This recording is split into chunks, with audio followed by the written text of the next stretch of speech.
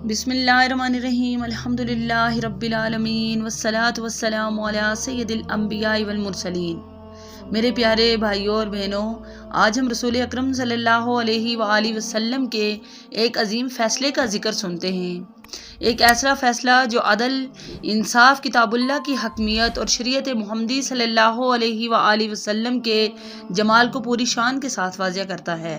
ایک دن رسول اللہ صلی اللہ علیہ وآلہ وسلم کی خدمت میں دو مرد حاضر ہوتے ہیں۔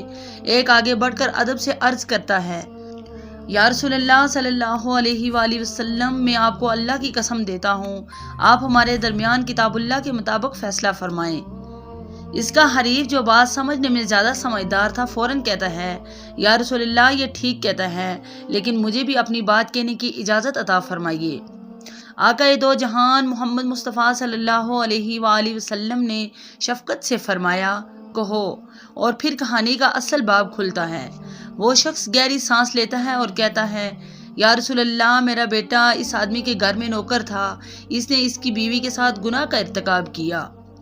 میں نے معاملہ دبانے کے لیے 100 بکریاں اور ایک غلام فدیہ کے طور پر دے دیا، مگر جب میں نے اہل علم سے پوچھا تو انہوں نے بتایا کہ میرے بیٹے کی سزا 100 کوڑے ہیں اور 1 سال کی جلا وطنی، اور اس عورت کی سزا رجم ہے۔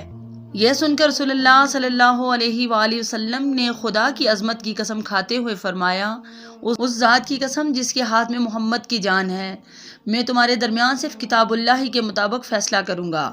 پھر آپ صلی اللہ علیہ وآلہ وسلم نے فرمایا، 100 بکریاں اور غلام تمہیں واپس ملیں گے، تمہارے بیٹے کو 100 کوڑے لگائے جائیں گے اور اسے 1 سال کے لیے جلا وطن کیا جائے گا۔ اور پھر آپ صلی اللہ علیہ وآلہ وسلم نے عظیم صحابی انس رضی اللہ تعالیٰ عنہ کو حکم دیا، اس عورت کے پاس جاؤ، اگر وہ اپنا جرم تسلیم کر لے تو اسے رجم کر دو۔ حضرت انس رضی اللہ تعالیٰ عنہ اس عورت کے پاس گئے۔ عورت نے سچ سچ اقرار کیا اور اسلامی قانون کے تحت اس پر حد قائم کی گئی۔